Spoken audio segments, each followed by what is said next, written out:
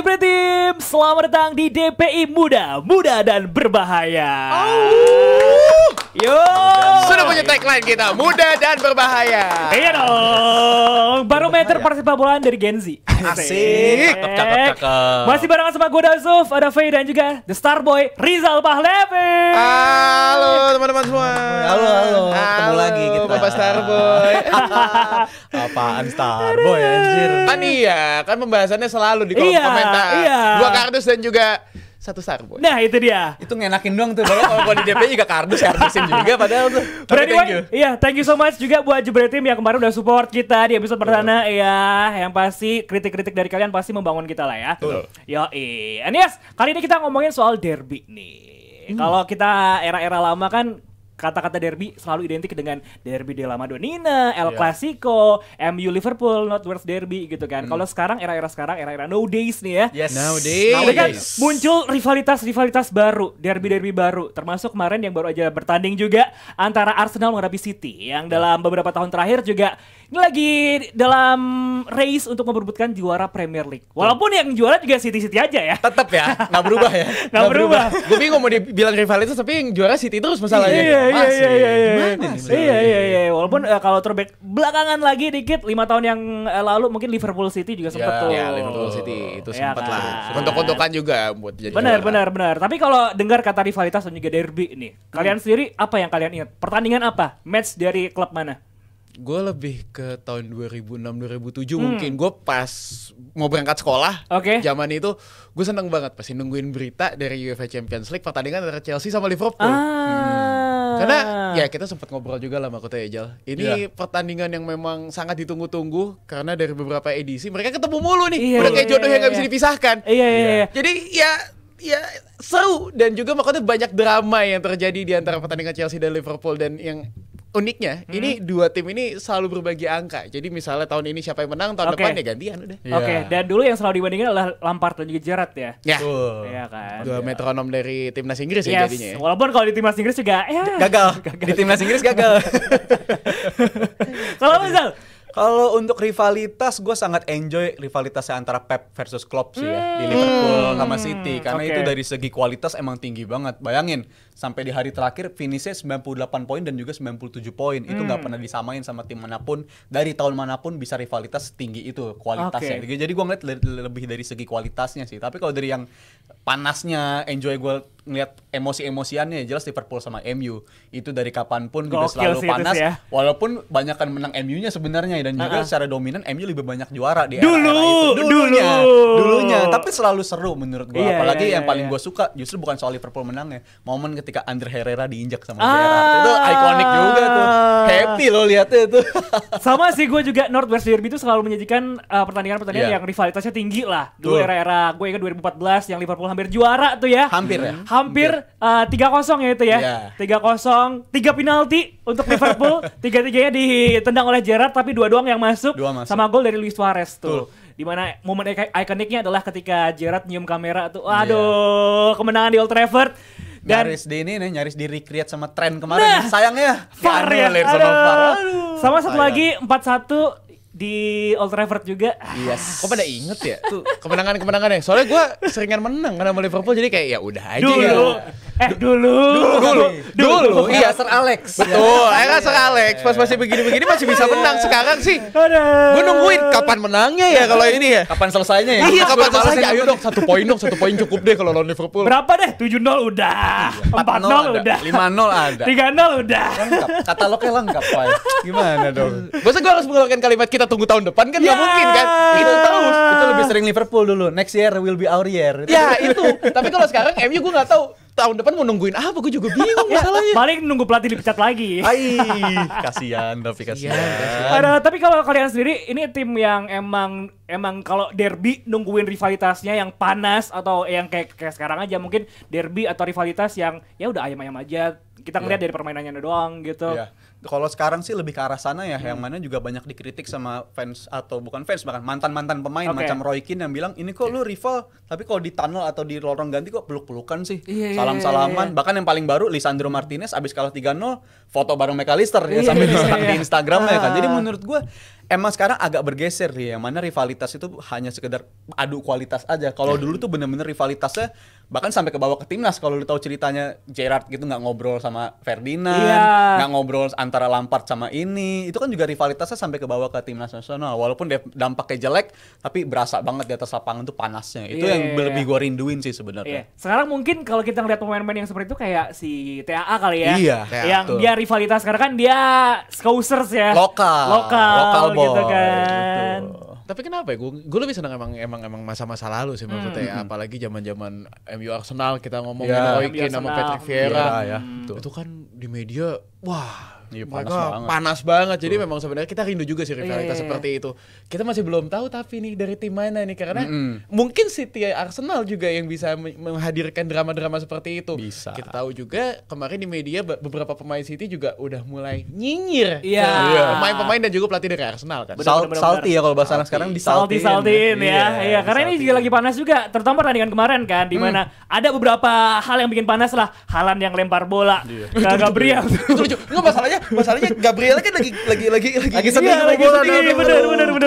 Tiba-tiba dari belakang ada yang nimpuk ke kampret si Haaland itu. Terus juga statement dari pemain Manchester City kayak si Bernardo Silva dan juga John Stones yang mereka sih ngasih statement di mana kalau Arsenal ketemu City, mereka ini nggak ngincar kemenangan gitu. Beda sama Liverpool gitu. Yang ketika ketemu City emang mereka mengincar kemenangan gitu. Sebenarnya fakta sih dibilang fakta ya, yang mana Arsenal udah terbukti dalam beberapa tahun setiap datang ke Etihad ya emang tujuannya mainnya kayak begitu. Amanin poin tuh udah hasil yang positif bagi mereka. Tapi gue bisa mengerti apa yang dikatakan sama salah satunya kayak Stones ini ya, taktik Arsenal itu kotor atau cerdas. Mereka bilang mereka memperlambat permainan dan jelas itu mengganggu ritme, dan itu fakta di mana di pertandingan dalam beberapa tahun terakhir, baru match kemarin tuh ada Arsenal mecahin rekor yang mana setiap mereka dapat set piece atau setiap dapat goal kick itu ngambil rata-rata 45 detik baik itu raya maupun dari throw in. Itu menurut gue angka yang terlalu lama untuk standar permainan untuk restart lagi, dan menurut gue itu sah-sah aja sih dilakuin. Gue nggak seneng dengan taktik ya, tapi kalau itu emang perlu dilakuin, apalagi lawan lu City yang kalau main di kandang kualitasnya kita tahu sendiri gimana, itu emang perlu dilakuin, dan itu menurut gue sah-sah aja. Walaupun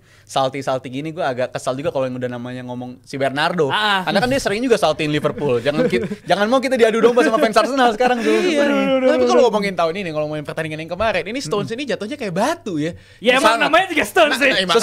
Sesuai. Udah tahu kita lihat Arsenal tuh main 10 pemain, gara-gara Trossard kartu merah. Ya pasti Arsenal akan nurunin tempo dia dong. Walaupun memang kalau kita lihat, wah itu benar-benar kelobok 27 shot kalau nggak salah di babak kedua ya. Berbanding 0 ya. Berbanding 29 bahkan ya 29. Nah itu kan artinya kan membuktikan bahwa sebenarnya kualitas City memang masih di atas Arsenal, dan juga ditambah lagi kekurangan satu pemain ya otomatis mainnya bakal kayak gitu dong. Kalau ada kalimat nyinyir seperti itu menurut gue agak sedikit nggak make sense sih keluar dari kalimat back timnas Inggris. Dan gue nambahin, kalau ditanya kan kenapa sih Arsenal turun ke 10 pemain nggak main normal aja dengan gaya mereka, identitas mereka. Dulu ada kejadian Liverpool main 10 pemain pas Sadio Mane red card dan tetap mainnya identitasnya sama. Hasilnya berapa? 5-0 di Etihad.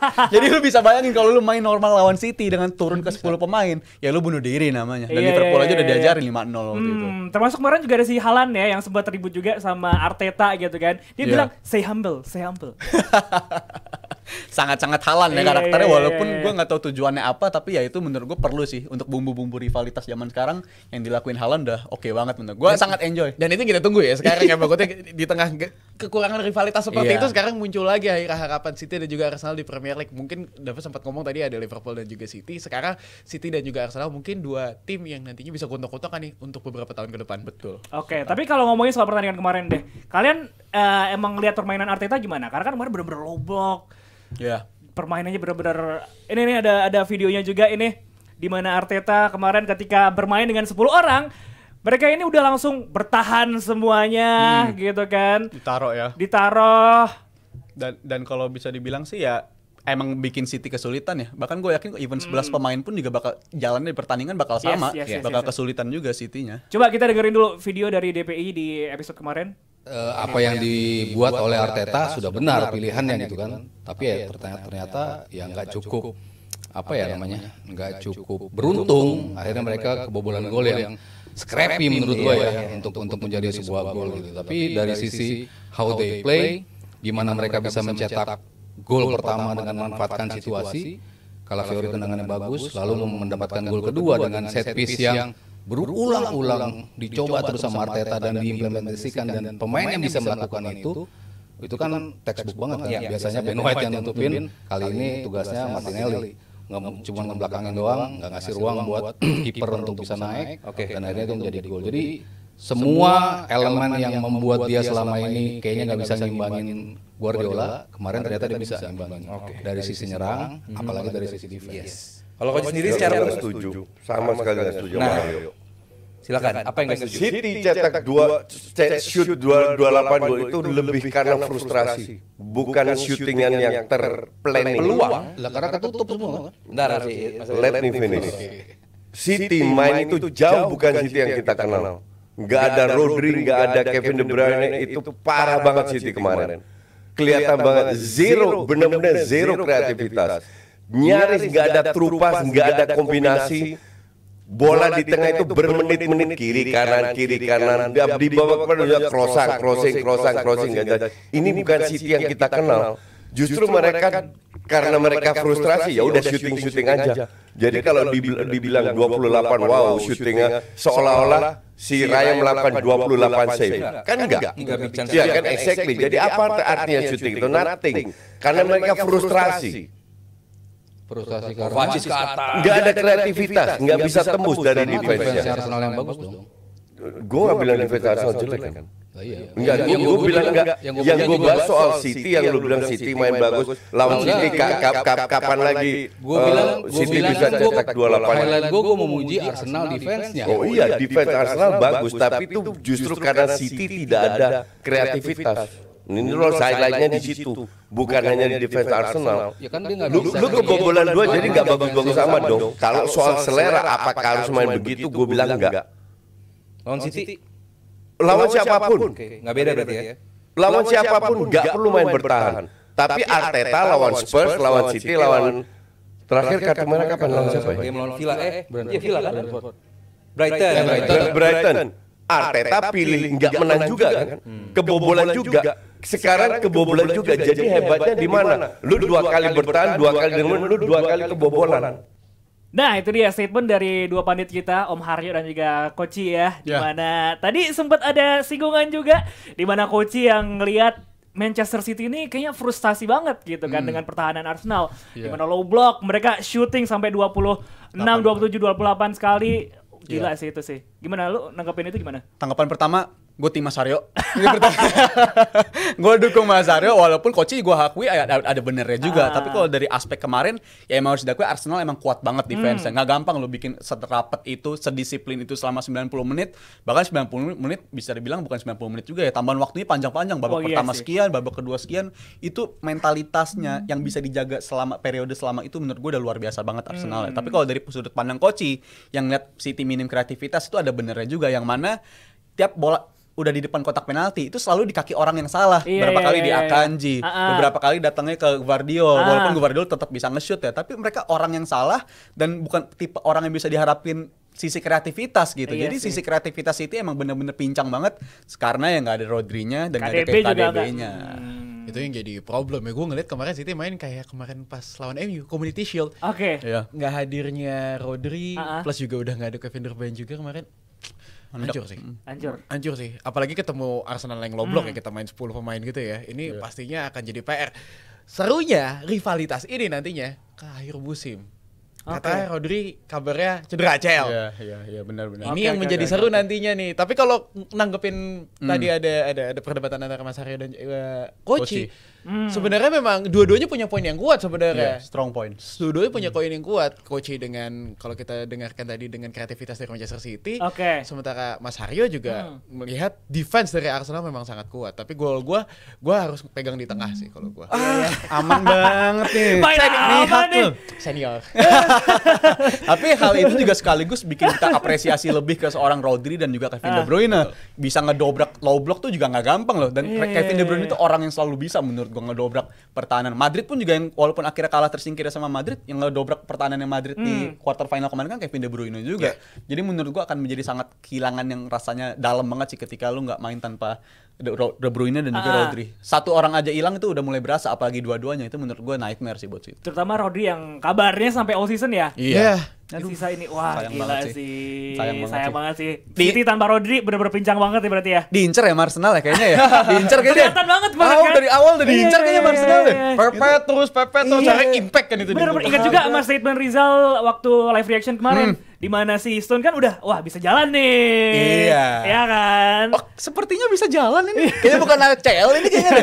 Awalnya akhir musim sama kayak Van Dijk. Iya, sama kayak Van Dijk. Bisa Iya, jalan. iya, Oh, iya. mungkin alhamdulillah dia bisa jalan. Menang ya. Taunya hasil scan mengatakan dia keluar akhir musim dan itu menurut gua damage-nya bakal sama kayak Van Dijk sih. Khawatirnya. Mungkin secara short term dia bisa ngatasin, tapi secara long term menurut gua City bakal kesulitan ketika nggak ada Rodri nanti. Iya. Tapi ada juga pemain yang agak nakal juga kemarin. Yang kemarin lagi rame juga di Pesta Pora. Waduh, Pesta Pora urusan Ada Pesta Pora. yang nyanyi untungnya. Bernardo Dia Bernardia Silva. Satu. Dapat. Kena gua kali. Gua catat ya. Satu. Untungnya. Kena nih kali ini. Boleh. Bernardo Silva kan juga tampil ya cukup mengesankan juga kan kemarin. Iya. Dengan walaupun Foden juga masuk di babak kedua gitu kan. Savinho juga main sangat impresif gitu kan. Ini emang ya walaupun tanpa KDB dan juga Rodri mungkin ada solusi juga next gamenya bagi Pep gitu kan. Iya, kalau untuk solusi pastinya adalah seorang Pep ya, apalagi hadirnya Gundogan di sana dan juga ada beberapa pemain yang bisa nge-cover banyak posisi kayak Matheus Nunes kan bisa di second striker, bisa juga sebagai attacking midfield dan bisa juga sebagai pivot si Matheus Nunes itu. Tapi menurut gua secara short term dampaknya sama kayak Liverpool. Dulu kan juga pas Van Dijk cedera nggak langsung runtuh kan Liverpool. Sampai bulan Desember dia masih di puncak klasemen, tapi berasanya pas sudah di paruh musim kedua. Dan menurut gue City nggak punya kedalaman skuad yang cukup untuk bisa nambal kepergian Rodri selama satu musim ini menurut gue. Mungkin kedalaman skuadnya cukup kalau gue bilang, tapi mungkin kualitas pemainnya yang kurang kalau gue bilang. Tadi yang disebutin Matheus Nunes, Kovacic di sana juga menurut gue masih cukup ya. Kalau dibilang bersaing sebenarnya masih bisa, tapi nanti untuk ketemu game-game yang agak sedikit sulit, tricky, ketemu Crystal Palace, ketemu tim-tim semenjana seperti itu yang nanti akan dibutuhkan kreativitas di lini tengah. Itu yang akan jadi PR nantinya, gimana nantinya nih City mendobrak pertahanan low block seperti Arsenal mainkan kemarin. Iya. Challenge. Kemarin juga sempat rame juga karena bahkan ini fans Arsenal selalu mikir wah nih City amplopnya tebel nih. Wajar. 2 kartu kuning untuk Trossard, di mana kemarin ada statement juga dari Premier League yang membuat si Trossard ini dapat kartu kuning kedua adalah karena ngebuang bola, bukan karena foulnya ketika berhadapan dengan siapa kemarin? Kemarin foulnya ke pemain belakangnya ya. Iya, pemain belakangnya City kan. Yang dihantam begitu kan. Menurut lu wajar gak itu kartu kuning? Menurut gue wajar ya kalau soal delaying the restart. Tapi yang gue harapkan adalah konsistensi dari wasit. Ini masih menurut gue masih belum kelihatan nih. Kenapa? Gampang banget kalau ke pemain Arsenal itu kan juga masih terjadi. Ke pemain lain juga banyak yang ngelakuin hal yang sama, tapi nggak segampang itu ngeluarin kartunya. Dan berdasarkan data juga, red card terbanyak sejak Arteta datang itu datangnya ke tim Arsenal. Bisa dibayangin, total udah 18 red card, sedangkan tim kedua terbanyak red card itu cuma 7. Jadi bisa dibayangkan kenapa wasit tuh kok bisa enteng banget sih tangannya kalau udah pemain Arsenal, bisa peraturan itu secara kaku diterapkan gitu. Sedangkan tim lain banyak ngelakuin nggak kena hal yang sama. Jadi gue expect kemarin kalau kita lihat kan, iya. Buang-buang bola. Crystal Palace, Lisandro Martinez nginjek 2 kaki. Nggak kartu, kuning doang, nggak kartu merah. Jadi emang konsistensi emang di Premier League ini mengenai wasit terutama ya. Standarnya ini sih. standarnya harus dibenahi sih. Kata gue mah Torik Alcatiri aja yang jadi wasit. Legend. Itu nama yang sangat legend di sepak bola kita itu. Respect-nya udah pasti fair.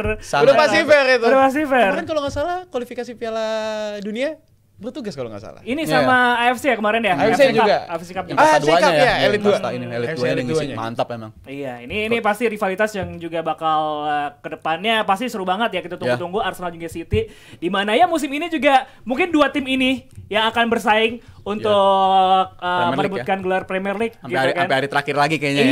Iya, mungkin ya. Dan mungkin juga Arsenal kalaupun gagal lagi mempersalahkan match ini nih mungkin ya. Hilang di sini di mana dia udah bisa menjaga kemenangan sampai hampir selesai. Tipis. Di akhir loh, itu nyesek banget sih parah itu. Kejam banget itu. Match yang kejam menurut gue buat Arsenal, kejam banget.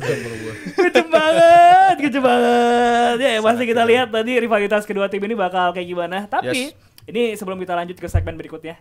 Seperti biasa, kita ada quiz dulu karena kita masuk di segmen Hat-Trick Hayu Trivia 5 detik. Ayo mainkan. Gue juara bertahan kan ya? Juara bertahan. Oke, yaudah Masa bahas juara Gua bertahan deh. belum kalah ya masih. Tapi gue nggak mau tahu nih pokoknya sekarang harus ada perubahan peraturan nih.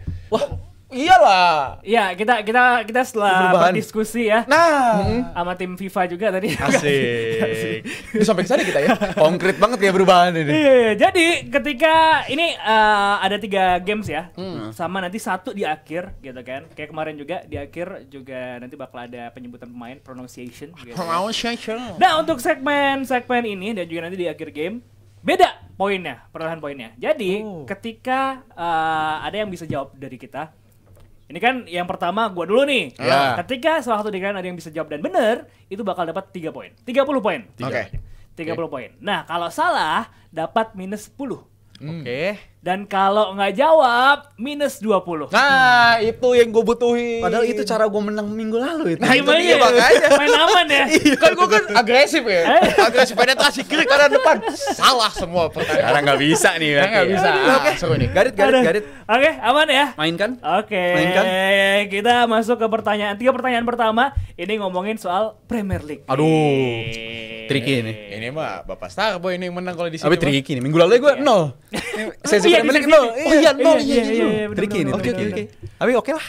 Pertanyaan pertama. Apa tuh? Kemarin kan Erling Braut Haaland udah menciptakan 100 gol gitu kan untuk Manchester City dalam 105 laga. Nah, Erling Haaland ini menyamai rekor dari siapa yang juga menciptakan 100 gol dalam 105 laga? Wah gila loh. 100 gol dari 105 laga. Gue kira baru Haaland doang. 100 gol dalam 105 laga. Ini bukan Premier League kan tapi? Premier League. Bukan. Wah. Ini timnya juga sempat main pemainnya sempat main di Premier League, tapi menciptakan gol ininya bukan di Premier League. Coba. Saya coba ya. Sikat, Rizal Fahlevi. Cristiano Ronaldo. Kita lihat apakah jawaban dari Rizal Fahlevi benar. Dan jawabannya lah benar. Yes. Siapa lagi standar begitu kalau bukan Ronaldo? 30 poin untuk Rizal. Thank you ya.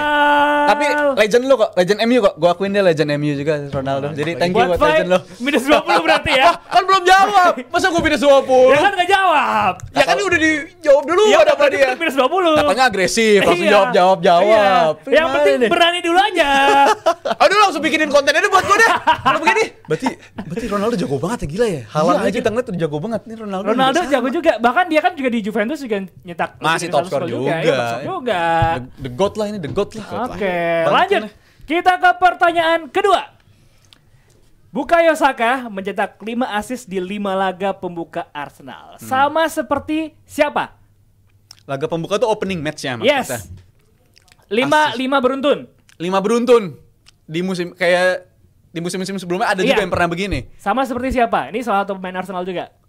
Oh, ini. gua coba. Gua coba. Gue mau dulu. Asis ya? Iya, assist. Mesut Ozil. Tadaan! Bukan. Sumpah loh. Salah. Minus 10. Enggak ada, Minus 10. 10. Minus 10. Nggak Minus 10 untuk Rizal. Enggak apa-apa deh. Nggak usah jawab udah. Jangan 20 dong nanti. Minus 20 untuk Rizal. Minus 10 untuk Rizal. Arsenal ya? Arsenal. 5, 4, 3, 2, 1. Tadot, salah. Sesat. Orang dia di Arsenal nggak ini. Sesat tuh yang jawab sesat tuh. Minus 10. Udah pada nggak jawab ya tapi ya. Tapi siapa Tapi ya? siapa coba? Jawabannya adalah Thierry Henry. Astaga. Premier League tahun 2004-2005. Dia asisnya juga top asis sih. Tadi gue mau jawabnya Ljungberg. Freddy Ljungberg. Tapi ternyata Henry gimana? Henry. Mantan coach juga ya. Coach sebelum Arteta ya. Di Freddy Ljungberg. Tapi oke lah. Oke lah. 20 poin still oke. Oke lah, min 10 nggak apa-apa lah. Lanjut. Oh, berarti recap tadi lu minus 30 ya? 10. Lah kan lu yang pertama ngejawab. Ya kan dijawab dulu. Ya bener-bener. Nah, minus 30. Sit, gimana sih? Minus 30. Selesai nih. Rizal 20. 20 benar. Karena Bener satu salah satu. Calon-calon min 100 nih gue. Calon-calon. Kita ke pertanyaan selanjutnya. Ini Oke. pertanyaan terakhir di segmen ini ya. Pertanyaannya adalah berapa kartu merah yang dikasih Michael Oliver selama karirnya ke pemain Arsenal? Ted, jawab. Udah pasti Rizal. 7 red card. Betul. benar, iya. Oliver nih keren. 30 poin untuk Rizal Mahlevi. Jadi gocap. Segmen selanjutnya Bang Anjar aja yang mau Ini 20 lagi. Udah ya? Jadi gocap nih. Jadi 50. Ayo. Susah nih. Recap. Faye minus 50, Rizal 50, dan gue karena belum segmen gue ya, masih segmen gue ya, 0. Oh susah, kejarnya susah ini harusnya nih. Tapi aman lah. Good start. Aduh, tenang, nanti masih ada game-game selanjutnya. Masih ada hat-trick selanjutnya. Tapi ini 50, Dav. Gimana cara ngejarnya, Dav? Siapin konten aja. Konten dari sekarang. Mikir konten apa? Kayak gue tiap datang ke sini tiap hari Selasa gue akan mikirin konten apa yang akan gue buat. Udah mikir duluan. Itu dia. Gak boleh gitu dong konten mentalnya. Gue gak boleh menyerah. Ayo, kita bisa. Min 100. Oke, lanjut, ada apa lagi nih, Faye? Nah, tadi kita udah bahas Mikel Arteta dari Arsenal ya. Tapi ada pelatih juga yang sedang inform nih. Dari La Liga, Hansi Flick. Ini seperti menemukan detail kecil yang dibutuhkan oleh FC Barcelona. Dan sekarang di 5 pertandingan awal nih sangat-sangat menjanjikan. Sempurna ya. Sempurna. Bahkan jumlah golnya ini sangat banyak sekali. Tapi Dava ngelihat ya, Hansi Flick megang FC Barcelona nih. Gokil sih. Selama ini berarti dalam 6 pertandingan hanya sekali kalah ya waktu Champions League kemarin. Itu pun karena red card dari Eric Garcia gitu kan, dan itu merubah permainan dari si Hansi Flick sendiri. Gua salut sih di tengah badai cedera yang dialami oleh Barcelona, katakanlah 8 pemain ya.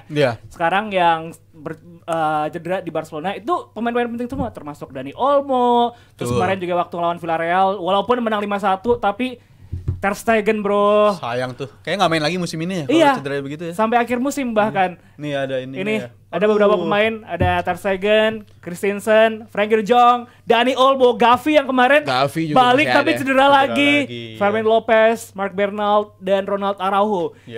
Ini walaupun tanpa pemain-pemain intinya, tapi Hansi Flick mempercayakan pemain-pemain mudanya, katakanlah Lamine Yamal, terus juga beberapa pemain-pemain dari La Masia juga yang udah dia percayakan gitu kan, dan dia bisa menemukan solusi dari itu.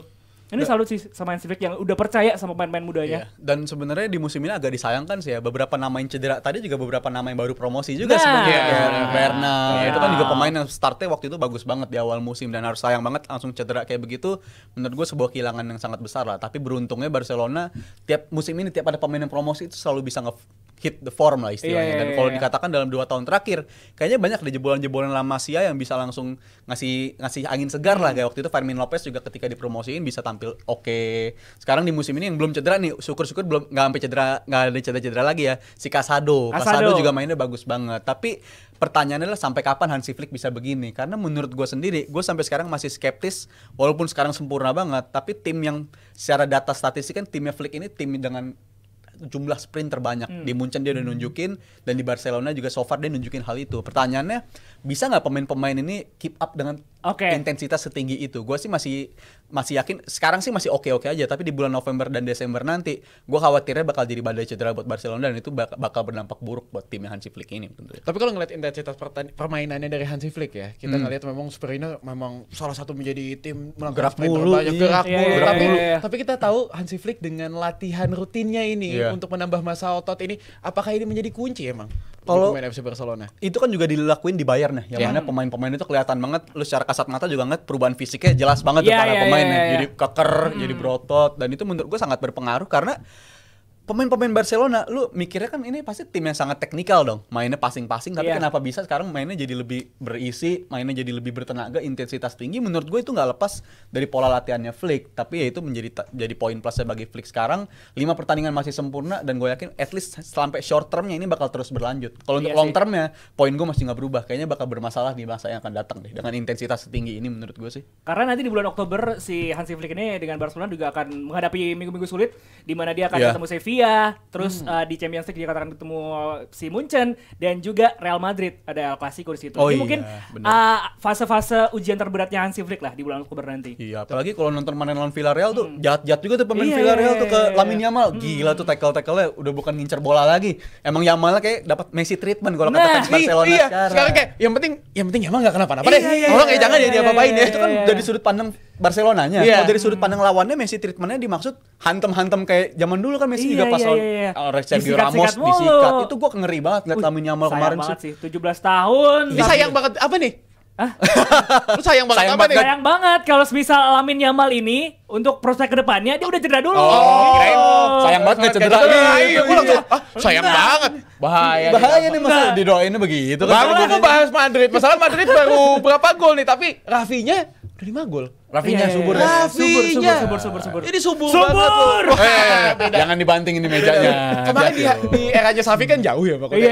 Jauh banget permainan sekarang di era Hansi Flick menjadi salah satu pemain kunci menurut gue dari Rafinya ini. Dava ngeliatnya gimana? Dava dulu coba. Karena kalau gue ngeliat ini si Hansi Flick kasih kebebasan juga buat Rafinya untuk boleh memegang bola, termasuk si Lamine Yamal juga dia bisa explore di sisi kanan dan juga kiri gitu kan si Rafinya dan juga si Lamine Yamal. Dan ini juga bikin para pemain ini juga punya motivasi yang lebih tinggi, punya rasa percaya diri yang lebih tinggi. Makanya bahkan gak cuma itu kan, Lewandowski aja juga gacor banget di musim ini buat Hansi Flick. Bahkan Lewandowski bukan cuma golnya meningkat lagi ya dibandingkan musim lalu, tapi nggak cuma golnya doang menurut gue menarik. Yang mana pergerakan tanpa bolanya musim ini juga bagus banget. Tapi balik ke soal Rafinya, ini sebenarnya di tahun 2024 ini yang nggak cuma Hansi Flick doang, Xavi juga beberapa kali udah ngelakuin yang mana kebebasan itu udah mulai dikasih dari segi posisi, yang mana dia tadinya kan stuck di kanan-kanan aja dan ketika nggak works ya nggak bisa ngasih perubahan, tapi dia digeser ke sayap kiri di musim ini juga beberapa kali sebagai second striker. Dan menurut gue musim ini so far bukan yang levelnya kalau katakan 1 dari sampai 10, levelnya masih 8 lah, karena ada beberapa match yang mana dia tampil inkonsisten juga sebenarnya. Tapi dari segi penyelesaian akhir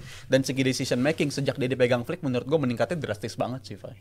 Ini pemain yang emang sebenarnya gua ngelihatnya sendiri aja, ngelihat Rafinya datang ke Barcelona ini kayak punya potensi sebenarnya, tapi nggak tahu kenapa di saat di eranya Xavi agak sedikit melempem. Dan nggak worth it lah ya sama harganya. Harganya tuh jauh masalahnya loh. Dan yang paling seru juga nantinya adalah kalau menurut gue dengan adanya Rafinya, adanya Lamine Yamal, ini support buat Lewandowski jadi banyak banget. Lewandowski pun terlihat sekarang lebih nyaman bermain, apalagi nantinya perebutan LPCC. Lewandowski nggak ada Mbappe. Sampai sekarang kan sejauh ini LPCC masih di tangan si Lewandowski kan. Sampai pekan kelima ini. Masih sampai pekan 5, tapi pekan masih panjang. Tapi ngeliatnya nih, Mbappe kan ya kayaknya penaltinya banyak. Parah bilang Mbappe golnya penalti doang. Enggak. Tapi kalau defense Mbappe nih, tapi kalau dibandingin Rapinya 5 gol, sorry ya. Rapinya 5 gol tanpa penalti. Itu Madrid 4 gol. Kayak kalau nggak dihitung penalti ya, cuma 4 gol masalahnya. Yang dilanggar juga padahal bukan Mbappe ya, tapi ngambil dia ya. Enggak apa-apa. Harus Mbappe. Monggo silakan. Tapi kalau ngeliat Anjir. LPCC nih, ngeliat dari 5 game week yang udah dimainkan, kira-kira prediksi Lewandowski atau Mbappe? Atau mungkin nama lain? Lewandowski sih gue. Lewandowski. Kenapa? Karena hubungan baik antara Flick sama Lewandowski ini kan bukan di musim ini doang. Sebelumnya di Bayern Munchen kan juga hubungan baik mereka kan juga kuat banget gitu kan. Dimana di era-era Hansi Flick megang Munchen, si Lewandowski ini bisa mencetak 48 gol dalam 30 laga. Ini gokil sih. Iya. Bahkan game sama golnya lebih banyak golnya gitu loh. Bukan Lewandowski lah itu ya. Iya. Bukan barang baru lah ya istilah Flick sama Lewandowski ini. Tapi kalau untuk LPCC kayak gue megang Mbappe deh, karena so far sejauh ini gue masih belum lihat Mbappe versi terbaik gitu bagi Madrid. Bukan cuma Mbappe-nya doang, tapi a whole team secara keseluruhan belum Madrid yang terbaik. Jadi menurut gue at least kan kalau international break tuh terakhir di November baru ketemu lagi di Maret. Jadi ada jeda sekitar 4 bulan 5 bulan tanpa international break. Gua rasa baru di situ kita bakal ngeliat versi terbaik dari Kylian Mbappe dan Madrid ya menurut gue. Jadi gue LPCC gue masih megang Kylian Mbappe. Walaupun sampai sekarang masih belum terlihat gitu. Nanti gol dari open play-nya bakal nambah juga. Penalti kan tetap dia. Jadi gol bakal nambah Mbappe. Itu masalahnya penaltinya itu loh dari Mbappe loh. Mbappe P-nya penalti ya? Wah parah juga. Parah juga ini. Jepretim. Dasuf boleh IG-nya ya. Bilang Mbappe penalti doang. Ya kan berarti di V juga tuh. Enggak, gua ngomong bandingin sama statistik Rafinya. Boleh banget. Tapi kalau ngomongin hubungannya, apakah hubungan Hansi Flick ataupun honeymoon sessionnya nih antara Hansi Flick dan juga Barcelona hanya akan bertahan sebentar aja, atau memang kalau lu ngelihat berdua bahwa memang skema yang diturunkan oleh Hansi Flick ini memang skema yang dibutuhkan oleh Barcelona? Kalau untuk skema ya memang dibutuhkan, yang mana menawarkan angin segar lah, warna baru banget ya Barcelona di bawah Hansi Flick ini. Tapi kan ini bisa jadi pisau mata dua. Kita bisa ngeliat Hansi Flick ini versi kayak di Munchen atau bakal ngeliat kayak versi Roberto Di Matteo sama Chelsea. Waktu itu kan juga langsung ngegas jadi jago banget seketika. Tapi apakah apakah ini bakal terjadi demikian dengan si Hansi Flick? Rasanya sih nggak kayak di Matteo ya. Tapi kalau soal konsistensi, ini mau gue lihat. Lagi-lagi gue nekenin kayaknya kita bakal ngeliat November atau Desember. Kita ngeliat kalau Barcelona masih kayak gini juga, itu kontender juara gue yakin. Tapi kalau sampai goyang di situ, gue yakin bakal kesulitan sampai akhir musimnya. Karena intensitasnya terlalu tinggi menurut gue. Tapi gue yakin pasti bakal goyang sih. Karena yang seperti udah gue bilang tadi, di bulan Oktober nanti bakal ketemu sama lawan-lawan yang sulit, di minggu-minggu yang sulit juga. Dan ditambah pemain-pemain yang cedera sampai saat ini. Bahkan kemarin kan si Claudio Bravo sampai bilang dia siap main untuk Barcelona lagi walaupun dia udah pensiun gitu kan. One call away dong kayaknya dia ya buat Barcelona lagi ya. Dia seneng banget kayaknya ngeliat Barcelona kayak gitu. Tapi gue gak seneng ngeliat pas lawan Monaco kemarin. Oh iya. Itu yang makanya gue sempat mention juga akhirnya dari perkataan Rizal. Konsistensi yang jadi PR nantinya bagi Hansi Flick, apalagi kita lihat kedalaman squadnya nggak terlalu dalam juga, banyak pemain muda. Itu yang jadi PR mungkin nantinya buat Hansi Flick. Tapi kalau prediksi mungkin kira-kira sejauh apa nanti langkah Hansi Flick nantinya untuk memegang FC Barcelona? Kayaknya bakal mulus ya. Mulus di musim pertama, dalam artian kalau juaranya masih Madrid. Juara masih Madrid, tapi at least bold statement. Finish di peringkat kedua dengan at least bukan yang kayak musim lalu, jaraknya kan cukup jauh, tapi bakal menyaingi di musim ini. Itu menurut gue udah kesuksesan juga buat Barcelona dengan standar yang mereka tunjukin di musim lalu, bisa bersaing sama Madrid walaupun ujung-ujungnya juaranya Madrid juga. Itu menurut gue udah pencapaian buat Hansi Flick. Fokus di musim kedepannya dengan cara kayak Frenkie de Jong kan udah nggak terlalu dibutuhin lagi, jual penggantinya siapa itu kan bakal jadi menentukan juga menurut gue. Iya, kalau kata gue Barcelona bisa juara sih musim ini. Kalau dia konsisten dan si Hansi Flick ini bisa menemukan solusi dari para pemain yang cedera ini. Karena ya ini baru awal musim tapi ujiannya udah berat banget, bro. Cedranya untungnya Mie masih berputar. Disalutin. Untungnya masih menang semua. Untungnya masih menang semua. La Liga. Tapi pas lawan Monaco kemarin ya untung aktor intelektualnya cedera ya. Jadi aktor intelektual berat banget rasanya. Enggak gengsi banget ya. Tapi bener sih, emang wajah yang berbeda banget yang ditunjukin sama Barcelona ketika main di Champions League lawan Monaco sama yang di intensitasnya di Liga, walaupun mungkin ada faktor red card-nya juga. Tapi jelas emang intensinya dari awal itu wajahnya berbeda banget sih Barcelona di situ. Tapi kalau gua ngeliat pertandingan lawan Monaco kemarin emang pure karena red card-nya Eric Garcia sih. Jadi itu hilang keseimbangan. Ini diajar habis-habisan. Sampai si Minamino yang nggak dipakai Liverpool aja. Minimano kalau kata Pak Jasin. Minimano. Tiba-tiba, kok ada Minimano nih? Kok menang nih timnya? Iya. Tim lu dikatakan jelek kalau sampai Minimano bisa kelihatan main bagus. Artinya ada yang salah sama tim lu. Itu dia. Jadi memang ya itu mungkin hanya karena faktor red card aja, tapi kita lihat nantinya. Di eranya Hansi Flick di FC Barcelona apakah bisa berbuat banyak? Apakah bisa meruntuhkan nantinya juga dominasi dari Real Madrid? Atau mungkin juga gue pengen bahas dikit sih ini out of topic. Atletico secara pembelian sih oke semua ya, tapi so far ini masih agak shaky, masih agak goyang, masih belum ketemu yang terbaiknya. Tapi pesaing sih. Griezmann juga udah mulai menemukan performa terbaiknya. Ya kan kayaknya ini pemain emang menyalanya di Atletico doang nih kayaknya. Bisa jadi pesaing. Bisa lah, masih tetap dengan 3 tim ini ya. Kita nanti tunggu aja. Jebret tim siapa nih nantinya dari La Liga yang akan menjuarainya? Mungkin bisa prediksi juga di kolom komentar, kita diskusi bareng. Boleh tuh. Kita jarang bikin diskusi sama Jebret tim di kolom komentar, tapi kita bacain deh. Karena kita sering bacain kolom komentar juga ya, Dov ya. Sering ya kalian? Gue udah enggak sih. Dava sih lebih tepatnya. Gue sering. Tapi Jebret tim nih, daripada lo cuman datang cuman komen-komen di kolom komentar, bisa tuh ngutarakan gitu kan. Apa argumen lo soal sepak bola di KPI? Komunitas Pandit Indonesia. Bapak kepala sekolah di sini soalnya. Ketua harian. Laksanakan terus. Jadi jangan cuma berani di kolom komentar, betul. Tiap Kamis, tapi minggu ini libur dulu ya. Libur dulu. Kita all out fokus di Santini Jebret Media Award. Itu dia. Dan jangan lupa tuh Santini Jebret Media Award masih bisa di voting sampai tanggal 25 September, which is besok ya. Terakhir ya. Besok terakhir gitu kan. Dan nanti di hari hanya itu bakal ada live juga. Mantap. Di YouTube kita Jebret Media TV. Dari jam 5:30 sore. Udah jam 5:30. Dari jam 5:30 sore karena ada bakal banyak keseruan-keseruan dari ada red carpet, ada berbagai macam wording segala macam, sampai juga ada galanya lah nanti. Yes, mantap. Wordingnya segala macam. Saksikan dia. Yes. Ini dia yang kita tunggu-tunggu.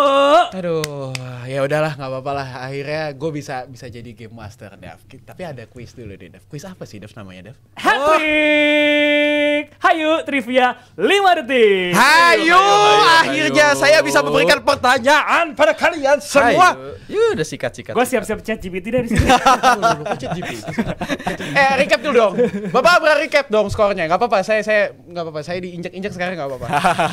Boleh gak ditunjukin di bawah nih recap skornya? Nah, ini dia ada Zuf 0, Fai min 50, Rizal 50. Poin gue minus, bro. Dalam artian kalau asumsi game terakhir Fai bisa jawab semua pun nggak bisa ngejar skor gue kayaknya deh. Iya sih. Iya juga ya. Tapi kalau lu minus, Jangan sampai minus. Jangan sampai salah. Yang di sini. Kalau gue lihat dari pertanyaannya ya, seharusnya sih potensi minusnya banyak ya. Wah. Anjir. Seru nih. Oke. coba sikat. Kita masuk ke pertanyaan pertama ya. Ya. Pertanyaan pertama, sebutkan 2 aja dari 6 korban gol Lewandowski musim ini di La Liga. Gue duluan ya. Yang pertama Villarreal pastinya. Yang kedua itu yang dia golin 2 juga lawan siapa sih itu? Lawan. Coba aja ya. Gue coba aja. 3, Girona. 2, 1. Tetot salah. Salah satu. Villarreal Osasuna. Tetot salah. Minus 10. Bisa aman. Ini saya tunggu. Kontender saya minus semua. Beda 10. Ada Villarreal, ada Valladolid juga, ada Bilbao, ada Valencia. Valencia. Gol Kemarin yang 7-0 lawan mana sih? yang 7-0 tuh yang Almeria ya siapa sih? Almeria. Apa tuh 7-0? Pokoknya kalau yang Valencia itu kiper Liverpool tuh padahal tuh. Si Mamardashvili. Mamar. Aduh, Mamardashvili kebobolan lagi sama Lewandowski. Tapi enggak apa-apa. Senang gua lu pada kebobolan minus 10. Minus 10, cincay. Untung gue jawab. Nggak salah aja dulu. Ya, gue berharapnya, gue juga bingung ya berharapnya gimana ya. Siapa yang jawab ya? Soalnya yang satu udah poinnya tinggi, yang satu nih yang masih terdekat bawah. nih.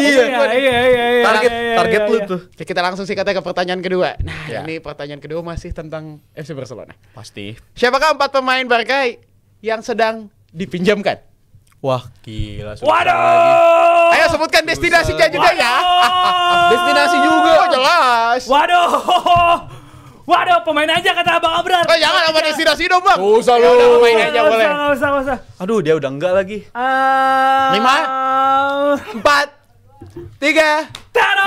2. Oke, boleh. Gue nggak salah aja dulu. Boleh gimana? Siapa ya? Ayo. Aduh. Min 10 nih gue catat. 5, Aduh. 4, 3, 2, Griezmann. 1. Udah pasti salah. Gue udah jawab ya pasti. Udah. Asal. Ini kalau jawabannya seperti ini gimana Bang Abrar? Adakah Yang penting jawab 30? Asal jawab aja ya, berarti kan asal jawab aja. Enak banget tuh. Jawab nih. Sahabat min 20. Bro, kan yang Min penting 20 ya? jawab. Oke, min 20. Terlalu ngasal. Jangan kelamaan mikir ya. Rizal. Ansu Fati udah enggak. Oke. Udah enggak. Berarti jawabannya adalah 4, 3, Dominguez. Enggak. 1. Tetot. Udah enggak apa-apa, Nggak min aja lah. Nggak jawab. Jawab. Alhamdulillah. Minus 20. Alhamdulillah. Anjir, jadi Kan 20 dikasih gua. bisa jawab. Anjir jadi 20 gua. Min 20? Jawabannya Min 20. Kalian Jawabannya apa? melupakan ya, sebenarnya ada satu nama yang cukup dekat dengan telinga kita. Aurel Romeo. Astaga. Girona. Alex Valle ke Celtic. Alex Valle mungkin agak sedikit susah ya. Victor Roque. Roque. Oh iya. Itu enggak kejawab lagi. Satu aja Iya. padahal. Ngomongin Griezmann, ada temannya ke sana. Langley. Oh iya. Longley. Aduh. Minus 10, minus 20. Minus, Anjir, wah jadi banyak nih, banyak. 20 skor Kita gua. recapnya ntar aja. Masuk ke pertanyaan terakhir. Oke. Masih ada pertanyaan lagi nih. Apa tuh? Sikat. Masih tentang FC Barcelona. Oke. Berapa total gol yang sudah dicetak Barcelona musim ini di La Liga? Gila. 5, 4, 3, 2. Tes. Rizal. 23. Asal ngitung. Salah. 5, 19. 4, 3. Salah. Sayang. dua-duanya salah. jadi 10. Tapi Jal tipis. Satu lagi. 22 gol. Jadi pas gue denger 20 kayak wow. Bukannya paling deket ya? Yang benernya ya? Nggak ada aturannya. Nggak ada aturannya ya, Pak ya? Jawaban paling deket Nggak gak ada ada ya? aturannya ya. Oke. Susah nih Barcelona. Masih ada harapan ternyata buat saya, banyak yang minus hari ini. Oke, coba recap kita. Big Master saya, coba kita recap nih. Tadi Dava Wah. 10, 20. Nah. Gue abis ini kan jadi quiz master. Iya. Pasti ada. tapi bahaya nih Dav. Kenapa? Kayaknya semuanya hari ini bakal minus deh. Kayaknya semua hari ini bakal minus ya. Rizal doang terjaga. Di akhir kan masih ada game. Kan masih ada game. Makanya potensi minus akan sangat besar sekali. Aduh, bahaya lagi. Tapi kita lihat ada Dava min 40, gua min 50, Rizal 10. Terbukti ya. 2 kardus juga 1 Starboy. Masih kebantu. Elah. Karena Premier League mungkin besok. Ini bisa jasakan juga. Rizal suruh jadi Game Master Premier League. Oh iya. Biar dia nggak dapat poin. Iya. Nggak panen di sana ya. Iya bener. Tapi kan kemarin di episode pertama dia jadi nggak dapat poin. Adil kok, Fai. Tenang aja. Nggak adil buat gue, pokoknya nggak adil. Nah itu dia Game Master dari saya. Nantinya kita akan ada game lagi, nanti akan ada quiz lagi. Yes. Tapi kita akan masuk ke pembahasan dulu. Apa katanya mau ada pembahasan. Ini nih segmen yang paling bikin gue deg-degan nih. Karena jadi leadnya gue. Ini selalu ke expose gue di sini. Tapi oke. Rizal udah jadi pandai, jadi host juga. Iya itu kelihatan jeleknya kalau lagi jadi begini nih. Ini banyak loh kalau komentar kemarin. Wah Rizal cocok juga jadi host nih. Tapi lu. Let's give it a try lah. Oke. Tadi udah bahas pembukaan soal rivalitas. Dan di Indonesia sendiri baru ada nih rivalitas kemarin pertandingan antara Persib versus Persija yang banyak banget warnanya lah pertandingannya ya. El Clasico-nya Indonesia, betul. Persibnya menang, betul. Itu kita sepakatin, nanti juga bakal kita bahas. Tapi sebelum pembahasan soal Persib lawan Persijanya, bukan bahas yang jelek-jeleknya ya, kan ada kasusnya juga tuh. Kita bahas dulu soal kinerja wasit yaitu Mo Nasmi yang banyak banget dapat applause dari netizen dan juga bahkan gue lihat pendukung Persija sendiri puas banget sama penampilan si Mo Nasmi ini.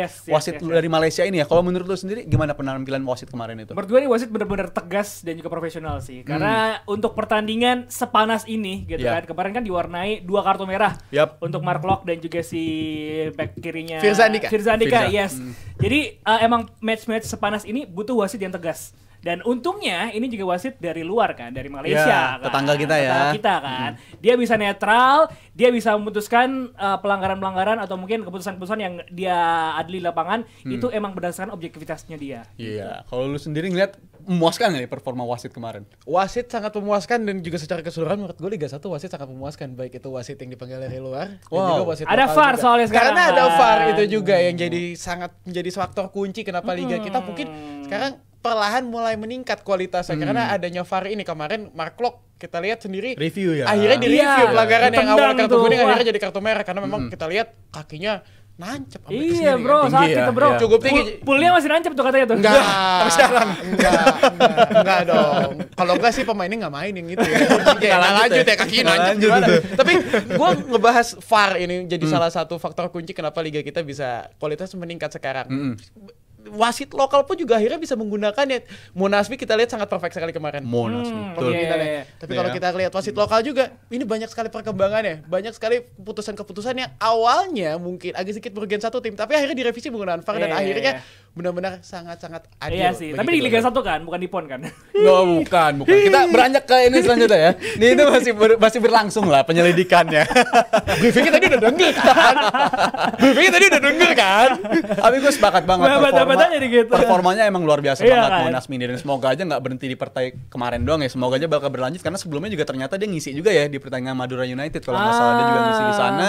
Dan kalau gue ngeliat kualitas wasit kayak gini emang diperluin banget sih. Dan juga nggak gampang loh menurut gue ngasih kartu merah di partai sebesar ini, big match yang mana sorotan pasti ngarah ke lu semua. Ngasih di opening 30 menit kasih kartu merah tuh berat banget. Even pelatih wasit-wasit luar negeri pun di Premier League juga kadang takut tuh ngasih namanya kartu merah di partai yang masih berjalan 30 menit apalagi partai besar. Itu menurut gue kayak kasusnya Alonso dulu kan, karena sama De Jong pun gak dikasih kartu. Itu menurut gue udah keberanian yang luar biasa banget dari Mo Nasmi. Respect. Even Sean Evan aja berat ya waktu itu jalanin Persija. Berat. Padahal standar dia kan juga udah tinggi juga kan sebenarnya. Tapi kita beranjak ke pertandingannya nih mulai nih. Ngeliat pertandingan kemarin, kemenangan dari Persib ya bisa dibilang kemenangan yang cukup nyaman ya lah, karena Persija udah main secara 10 pemain praktis dari menit ke-28. Dan menurut lu sendiri apa sih menjadi kunci bagi Persib dalam mengatasi perlawanan dari Persija Jakarta kemarin, Jeff? Tapi emang kalau lihat kita pertandingan kemarin gitu kan, ini emang rivalitas yang kita tunggu-tunggu gitu, pertandingan yang kita tunggu tuh sama-sama panas, keduanya sama-sama terbuka gitu kan, bermain juga sama-sama menyerang gitu. Bahkan si Bojan Hodak siapa pelatihnya Persib Hodak ya, Bojan Hodak. Ini kan juga udah mempersiapkan ini dari sebelumnya. Bahkan waktu lawan si Port FC di AFC Cup, dia kan gak memainin 3 pemain intinya. Si Mark Locke, terus si 3 pemain pokoknya. Si Mark Locke, terus juga Tyron dan juga Ciro yang nggak dimainin waktu ngelawan timnya Asnawi itu. Untuk dipersiapkan untuk lawan Persija ini gitu. Jadi emang si Hujan Hodak ini emang menganggap serius pertandingan ini dan terbukti hasil 2 gol dan syarat buat Dimas Derajat yang kira cetak gol juga. Ini juga sebuah angin segar buat kita karena kira ada striker timnas kita yang cetak gol juga gitu. Lu nanggapin soal Dimas Derajat itu? Dimas Derajat ya ini jadi faktor dari kedatangan Yum Ki-hun mungkin ya. Kita juga sangat bersyukur sekali pemain sekali Yum Ki-hun akhirnya masuk ke dalam coaching staff dari timnas Indonesia. Tidak hanya Dimas Derajat, Ramadan Sananta, Hoki Caraka, Egy juga mencetak gol. Jadi itu sebuah progres yang sangat baik bagi timnas Indonesia. Namun bukan progres yang baik bagi pemain-pemain dari Persija Jakarta. Karena Witan Sulaiman belum ya. Cedera ya. Ini yang jadi PR juga nantinya mungkin untuk perjalanan timnas Indonesia di kualifikasi Piala Dunia karena menjadi salah satu pemain kunci juga di lini depan. Siapa nanti yang akan menggantikan walaupun ada Eliano Reinders nantinya. Tapi kalau secara pertandingan kemarin gue ngelihat memang ini anak asuh dari Carlos Peña ini agak sedikit kesulitan untuk build up serangan karena sangat dominan sekali serangannya dari kiri, sisi kiri dan juga sisi kanan. Tidak adanya seorang Ramon Bueno.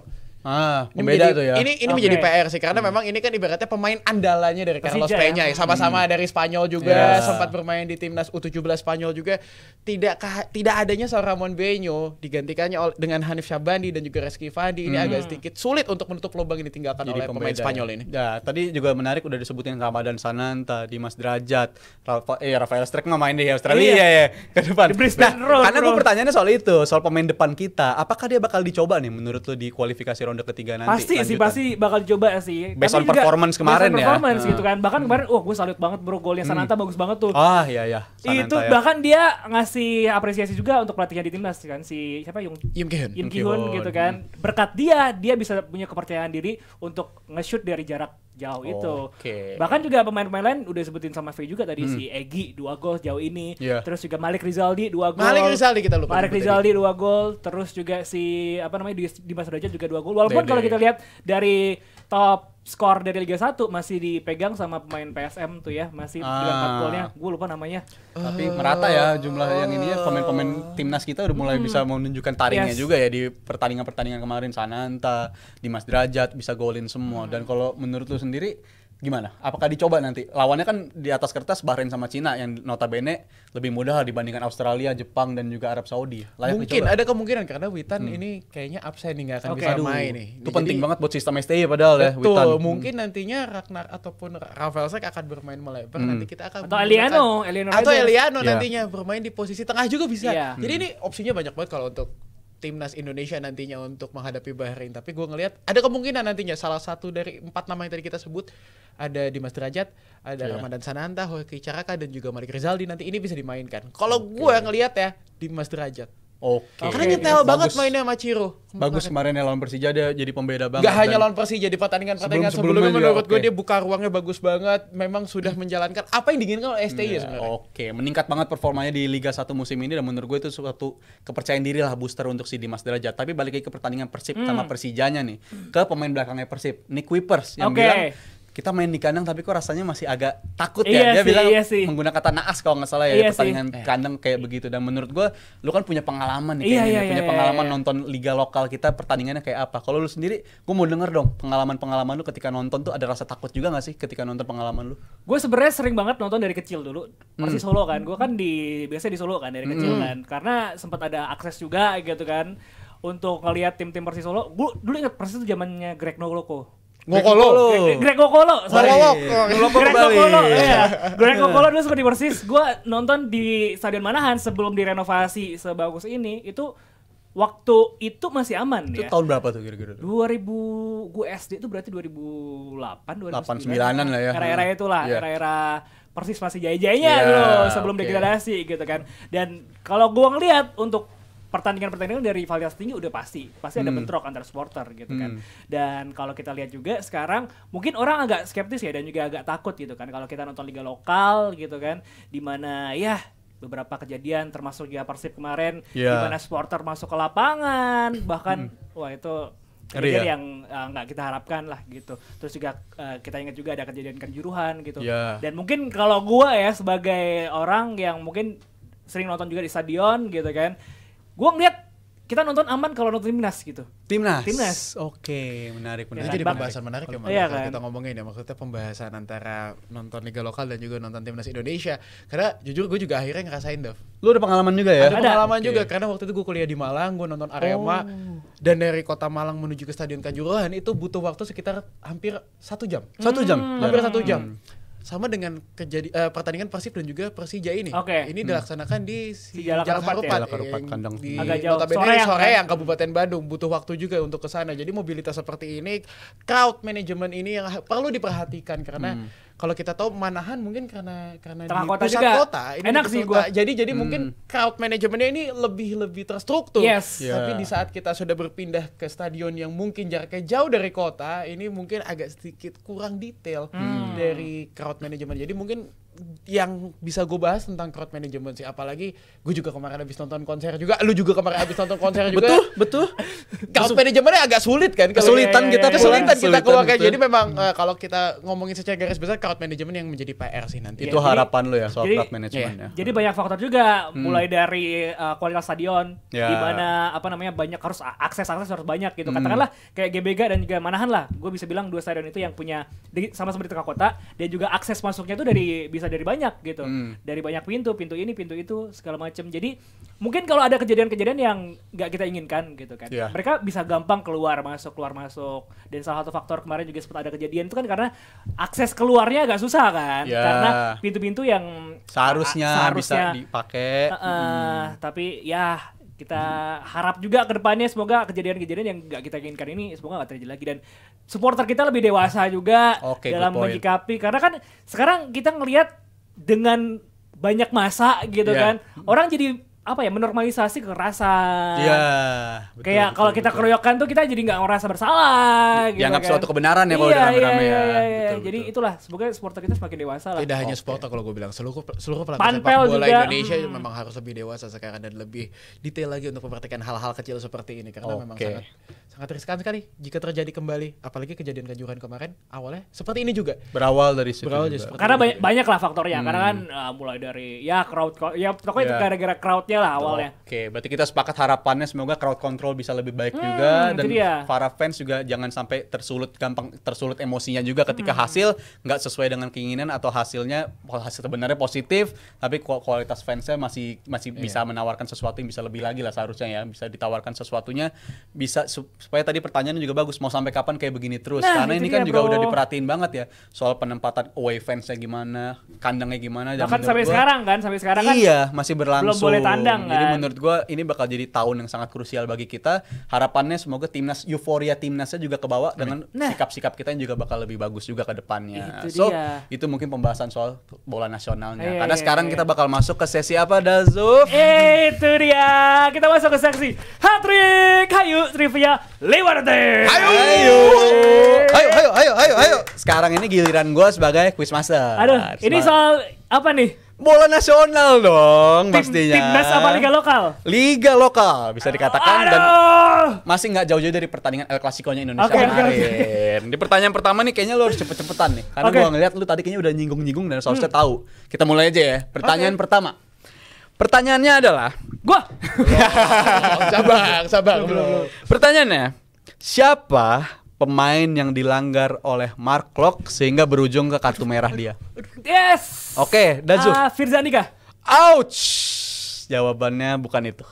Yang dilanggar oleh Mark Klok loh. Salah jawaban lu. Gua salah. Soal maaf. Gue lupa lagi. Pertanyaan. Bener gak ya? Dilempar ke lu. Bener gak ya? Reski Fandi. Gua salah mencerna tadi. Jawabannya juga salah. Gua salah mencerna pertanyaannya. Gua heran kenapa lu salah. Padahal lu berdua tadi pas review udah jawab nama pemainnya itu padahal. Dan sorry to say jawabannya udah berdua salah, karena jawabannya benar adalah Mancis Gajos yang kena sepakan dari si Klok yang akhirnya di review sampai dapetin red card ya. Jadi sorry to say ini bakal jadi challenge yang susah sih emang kali ini ya buat lu ya. Gua kira pemain Persija yang ngelanggar sampai dapat kartu merah. Aku pas ngomong Firzani gua kaget sih, kan udah kartu merah. Iya makanya. Gua salah mencerna pertanyaannya tadi. Yang dilanggar Mark Klok. Jadi ya pertanyaan pertama lu enggak ada yang benar. Kita beralih ke pertanyaan kedua aja. Minus 10 ya dua-duanya. Minus 10 dua-duanya. Pertanyaan kedua. Dalam line up Persib versus Persija kemarin, Siapa aja yang masuk ke dalam skuad timnas Indonesia untuk kualifikasi Piala Dunia kemarin? Sorry, ulang. Pertanyaannya di line up ya. Di line up kemarin Persija lawan Persib, siapa aja nama-nama pemain yang dipanggil dapat panggilan dari timnas untuk kualifikasi Piala Dunia? Wah.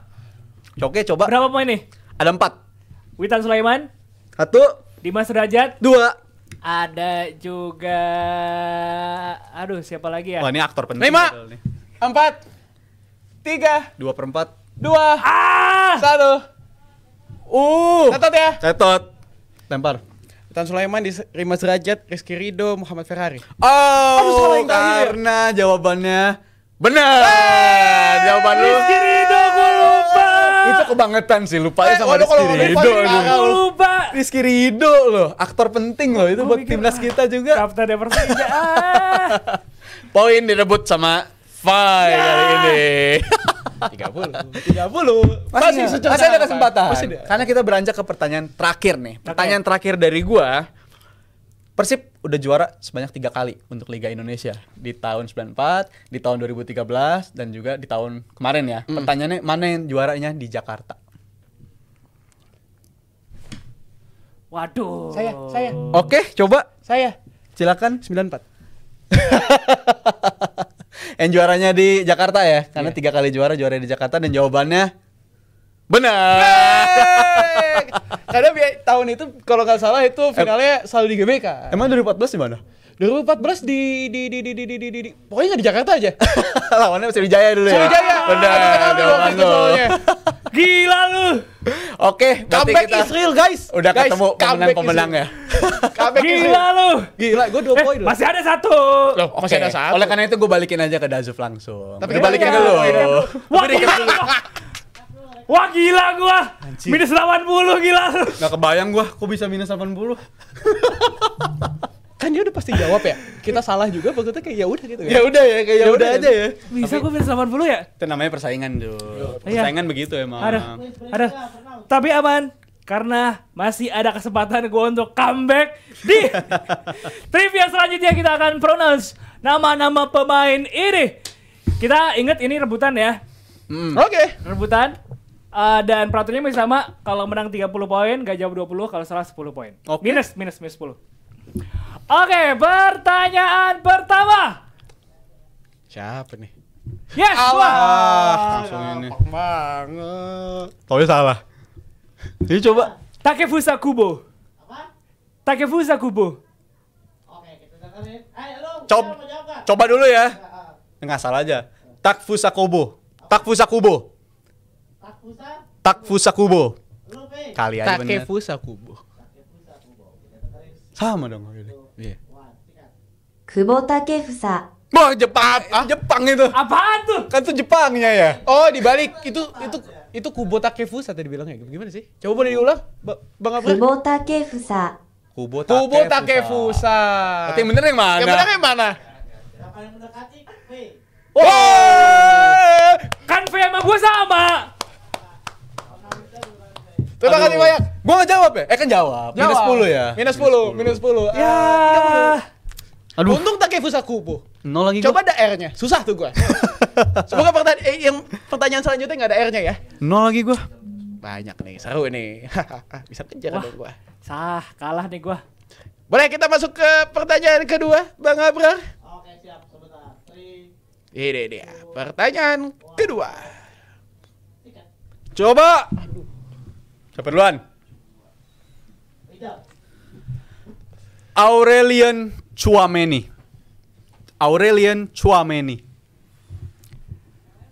Mau gua. Coba. Aurelien Tchouameni.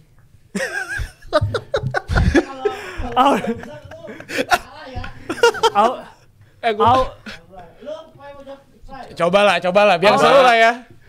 Aurelien Tchouameni. Menarik lagi, Fai. Aurelien Tchouameni. Ya, Rizal harusnya ya. harus ya? Iya. Makin tersungkur nampak minus 100 di sini di depan saya. Aurelien Tchouameni. Kok jadi diem, bro? Ya gua. Kalah nih gua. Udah kepikiran challenge. Udah kepikiran challenge ya, siapin bikin konten. Elah. Pertanyaan selanjutnya seru udah. Masih ada kesempatan, Dav. Masih ada kesempatan. Masih ada kesempatan. Ini dia. Pertanyaan ketiga. Coba deh. Oke, gue coba dulu ya. Nahel Molina. Nahel Molina. Gua Nahuel Molina, tetap Nahuel Molina. Lempeng ya? Iya. Nahuel Molina. Wah, gila. Lempeng lagi bacanya ternyata. Overthink gua. Comeback Israel kah? Gue takutnya ada comeback Israel kah? Ada yang nggak dibaca kah atau apa kah? Soalnya lempeng anjir. Apa? Nahuel Molina. Kalau ini kartu starter di EAFC jadi apal gua. Lemes gua. Gak apa-apa. Dah, Jal, kita aman. Aman. Salaman duluan deh. Sebelah kita deh. Terakhir. Masih ada harapan dari min 110, Dav. Ayo, Dav. Soalnya udah ketemu. Gua udah jelas kalah. Wah, yang bener-bener aja Bang Abram. Ini kalau bener 100 juga baru minus 10. Oh iya juga. Tetap kalah gua. Iya. Habis 100 tetap minus 10. Oke. Ini dia pertanyaan terakhir. Ya, boleh. Silakan. Alejandro Sorloth. Tuh, biasanya salah tuh Alejandro itu. Alejandro Sorloth. Ya, duluan Jal. Gue coba ya. Alexander Sorloth. Alexandernya bener, tapi Alexander sama kayak Rizal ya, Alexander Sorloth lah. Sorloth, ada haknya. Alexander Sorloth. Wah, apaan yang bener-bener aja. Masa begitu? Sert. Alexander Sorloth. Sert. Sorloth. Iya, Sert. SO-nya kan dicoret gitu. Dicoret. Sert. Sama kayak poinnya Dava. Sert. Poinnya seret. Udah, semangat ya. Aduh, kita recap ya. Lepas gua. Ini MC kita ya kayaknya agak sedikit ini kena stun nih kayaknya. Aduh, belum makan gua. Sampai menang lagi. Aduh, tren apa sekarang Zup ya? Mana Bruno Mars udah lewat lagi. Good luck deh lu. 120. Apa-apa. Gua yang penting belum ini lagi. Yang penting gak kalah di dasar banget tuh udah seneng gua. Silakan hujat gua di kolom komentar. Untungnya gua gak kalah kali ini. Aduh, yaudah itu. Lihat aja nanti gimana gua hukumannya, dan jangan lupa ya, besok di tanggal 27 ya berarti 26 September 2024 akan ada Santri Jebret Media Awards 2024 live di Jebret Media TV, dan masih ada kesempatan untuk voting sampai tanggal 25, which is besok banget ya. Jebretin ya, langsung aja akses di jebretmedia.com. Jangan lupa juga nonton terus DPI Muda setiap hari Selasa, dan jangan lupa juga juga DPI di hari Rabu dan juga Jumat besok libur dulu. Libur dulu. Karena ada awarding. Dan hari Jumat bakal ada live reaction Timnas 20. Besok ya. Yang besok ya. Rabu ya. Rabu yang match besok. Itu dia. Thank you so much Jebret Team buat yang udah nonton. Sampai ketemu lagi di DPI Muda dan Berbahaya. Camkan bye.